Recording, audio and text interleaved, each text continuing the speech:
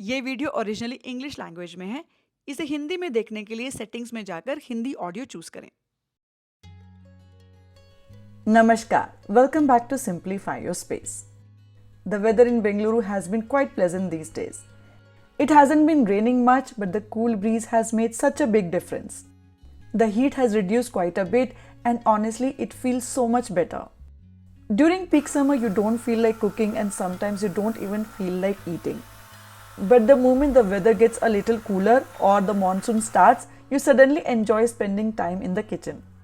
Cooking feels more enjoyable and eating feels even better. And that's exactly how I have been feeling lately.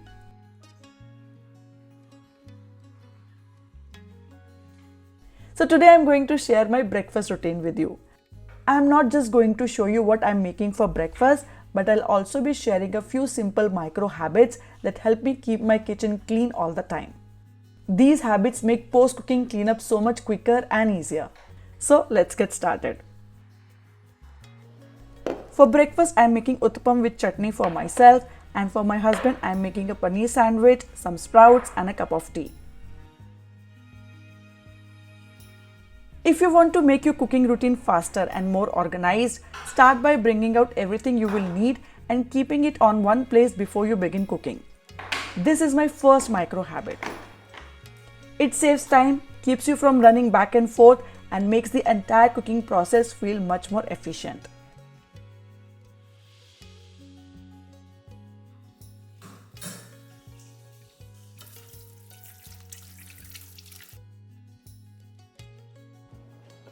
I'll transfer the sprouts to a microwave safe bowl, add about 1 to 2 tablespoons of water and microwave them for around 3 to 4 minutes.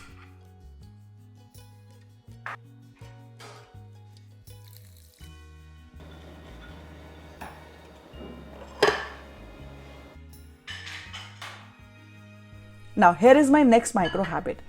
Whenever you're microwaving anything with water or gravy, always cover it with a microwave safe plate or lid. This prevents the food from splattering inside the microwave, keeping it much cleaner. You can also use reusable microwave safe silicone lids like these for reheating food.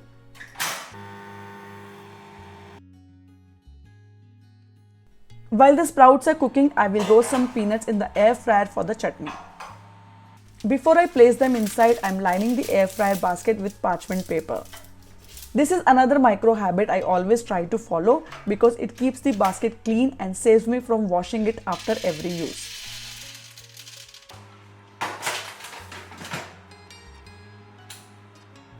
And here is one more habit that makes a huge difference in my kitchen routine. As you finish using a few items, put them back in their places right away so they don't pile up on the countertop. Don't wait until the end. While peanuts and sprouts are getting ready, I'll finish all my vegetable prep. For the sprouts at the sandwich, I need finely chopped onions, tomatoes, capsicums, cucumber, and paneer, so I'll quickly cut everything first. Whenever I'm peeling or chopping vegetables, I always keep a bowl or a plate next to me to collect all the peels directly. Instead of dropping them on the countertop, they go straight into the bowl. This keeps my countertop clean even while I'm cooking, so I don't have to spend extra time cleaning it later. And that's another micro habit I always follow.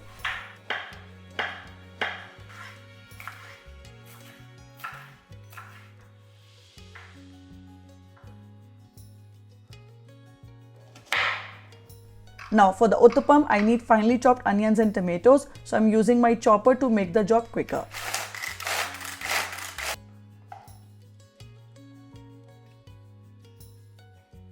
To prepare the uttapam batter, I have taken some dosa batter in a bowl and added the chopped onions, tomatoes, salt and red chili powder to taste.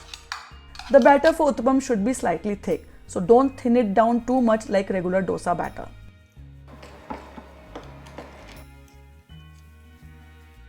Once it's ready, I like to keep the batter right next to my hob.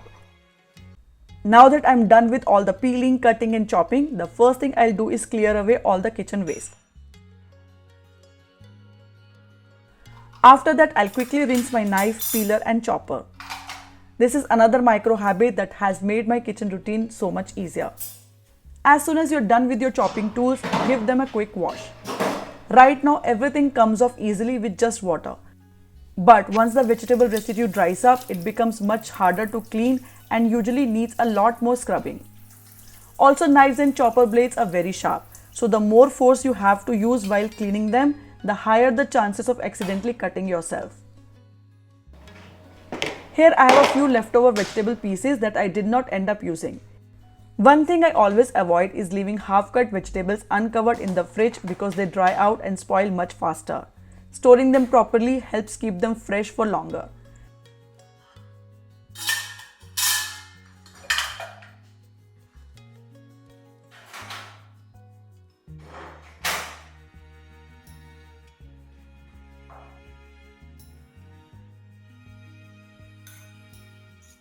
Now the sprouts are perfectly steamed. I'll add the chopped vegetables, green chilies, pomegranate seeds, salt, black pepper, chaat masala and a squeeze of fresh lemon juice. Mixing everything together and a healthy, delicious sprout salad is ready. We always prefer steaming or boiling sprouts before eating them because they're much easier to digest. Raw sprouts can sometimes be difficult to digest and may cause gas or bloating. Meanwhile, the peanuts have finished roasting in the air fryer.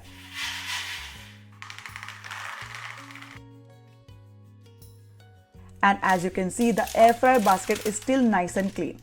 All the peanut skins have collected on the parchment paper instead of sticking to the basket. Now I am simply placing the same parchment paper back into the basket because I am going to roast the paneer for the sandwich next. In a bowl, I'll add the chopped paneer, onions and bell peppers. Now I will season it with salt and peri-peri seasoning and a little oil. I'll mix everything well and transfer it to the air fryer to roast.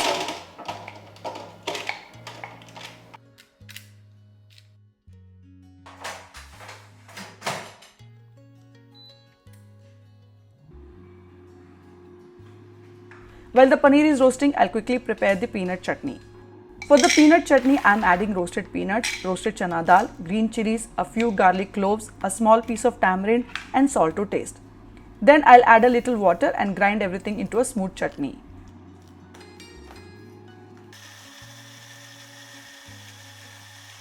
And just like that, the peanut chutney is ready. I'll transfer it to a serving bowl. Quite often, some chutneys or gravy get stuck to the sides of the grinder jar. Instead of leaving it behind, just add a little water to the remaining chutney and blend it for a few seconds. This helps loosen all the chutney stuck inside the jar so nothing goes to waste. I'll add the tempering to the chutney later once I start cooking. After giving the grinder jar a quick rinse, I am going to make another dip, which is a healthy chipotle sauce. For this, I am adding soaked dried red chilies, garlic, a little paneer and some hung curd. I made the hung curd using this hung curd maker and it turns out really thick and creamy every time. Now I will add little salt and black pepper and blend everything until smooth.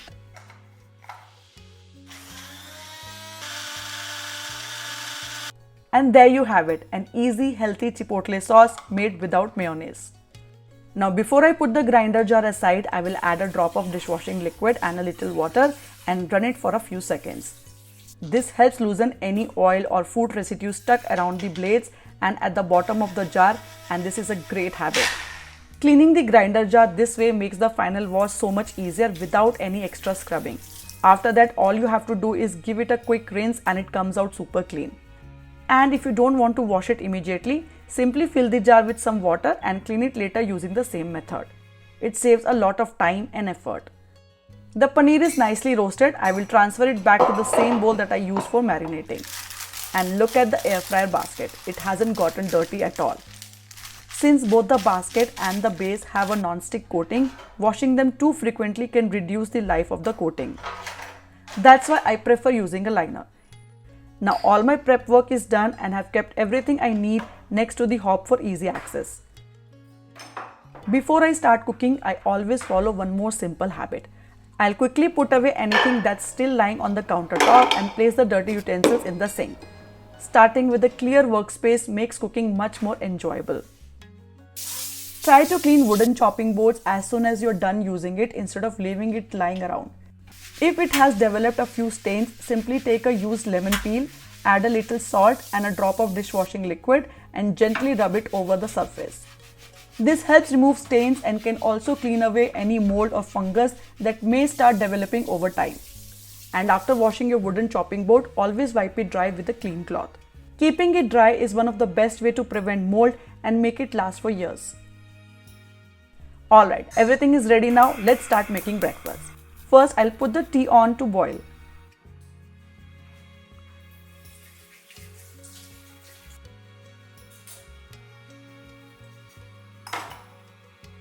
At the same time, I'll heat my dosa tawa to prepare uttapams. Before the tawa heats up, I place my pot of ghee on it so the ghee melts gently as the pan warms up. I never place the ghee container directly over the flame because the bottom of the steel container can burn and turn black. Now I will pour the batter onto the tawa and spread it slightly thick. Unlike a dosa, uttapam should not be spread too thin. I'll drizzle a little ghee on top, cover it with a lid and cook it on a medium to low flame. After a few minutes, I'll flip it over and cook the other side as well. I always keep the spatula or ladle on a spoon rest or a small plate. Now at the same time, I'm preparing the tempering for the peanut chutney. For that, I have added a little oil, urad dal, mustard seeds and curry leaves. Once it's nicely tempered, I will pour it over the chutney. It adds such amazing flavor. I'm making the tea with oat milk today. I had mentioned this before as well. Regular cow's milk does not suit us anymore, so we have reduced our consumption quite a bit. Nowadays, whenever we feel like having tea or coffee, we usually make it with oat milk instead. The first uttapam is ready. I'll quickly make one more.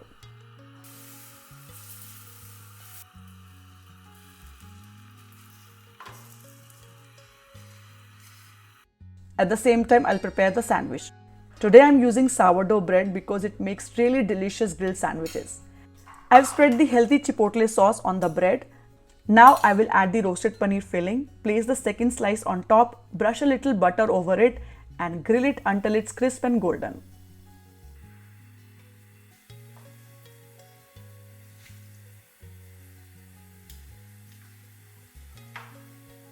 And while the second uttapam and sandwich are cooking, I will quickly put away the remaining ingredients and kitchen items. That's another little habit I follow. It keeps the kitchen organized as I cook, so there is much less to clean up afterwards.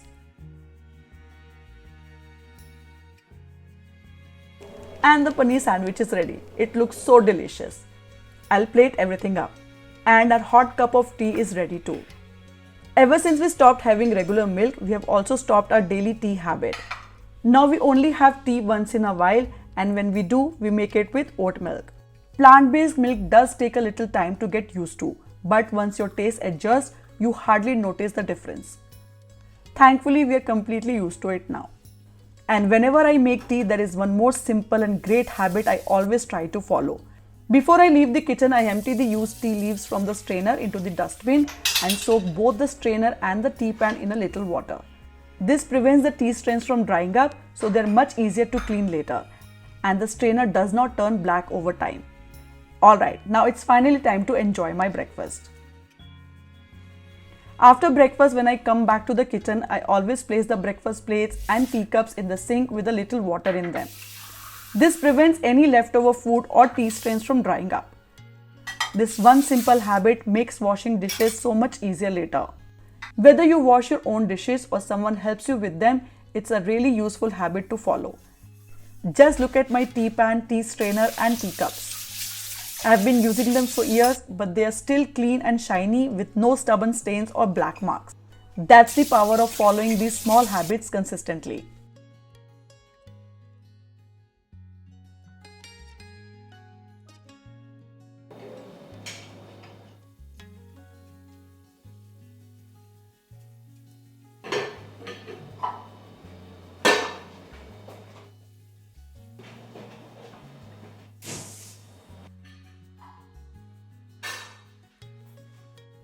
If you use a non-stick tawa or cast iron tawa, try not to wash it every single day.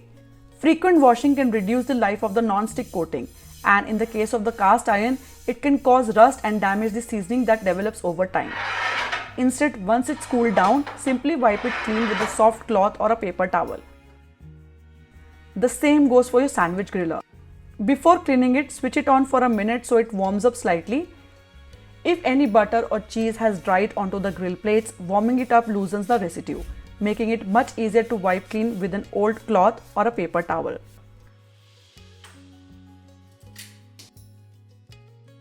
And that's it. After that, I give my kitchen countertop, containers and everything kept outside a quick wipe and I'm done. Because of these small habits, there is hardly any major cleaning left for the end. So this was my breakfast routine along with the simple micro habits I follow while cooking. These small habits don't just save time and effort. They also help keep your kitchen tools, cookware and everyday essential cleaner and well maintained for much longer. I would love to know which of these micro habits you already follow and which ones you are planning to start. Let me know in the comments below. If you enjoyed this video, don't forget to like and share it with your family and friends. And subscribe to Simplify Your Space for more videos like these. I'll see you all in the next one. Until then, happy organizing from Simplify Your Space. Bye bye.